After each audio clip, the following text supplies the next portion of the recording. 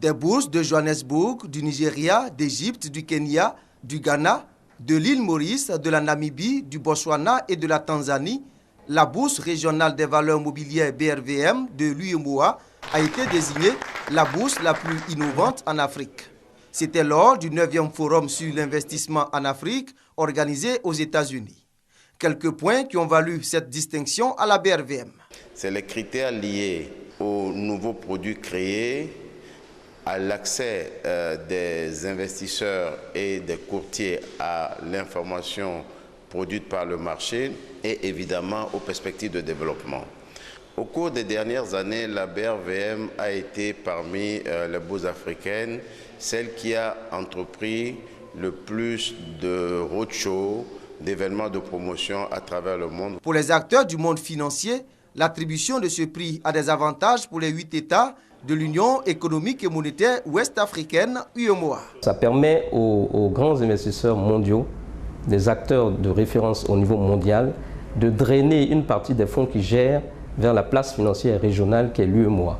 Des impacts également pour les investisseurs et opérateurs économiques intéressés par le marché régional. Les entreprises privées, au lieu de continuer à se financer uniquement par le marché bancaire, ces opérateurs économiques nationaux ont la possibilité de lever de l'argent sous forme d'emprunts obligataires sur le marché financier et de se voir accompagnés par des investisseurs de taille mondiale. La Côte d'Ivoire abrite le siège de la BRVM. C'est l'émetteur de devises par référence sur le marché régional. Le pays pourrait tirer profit de la forte mobilisation des acteurs du marché boursier. L'État ivoirien est gagnant avec les offres publiques de vente d'actions que l'État réalise dans le cadre des programmes de privatisation. C'est des ressources qui vont contribuer au budget de l'État ivoirien. Et en même temps, les actionnaires locaux, ivoiriens et non ivoiriens qui participent à ces opérations-là ont une rémunération plus importante que ce qu'ils devraient pouvoir avoir sur d'autres instruments financiers. En plus, c'est que l'État ivoirien contribue à développer l'actionnariat populaire en Côte d'Ivoire et dans la sous-région.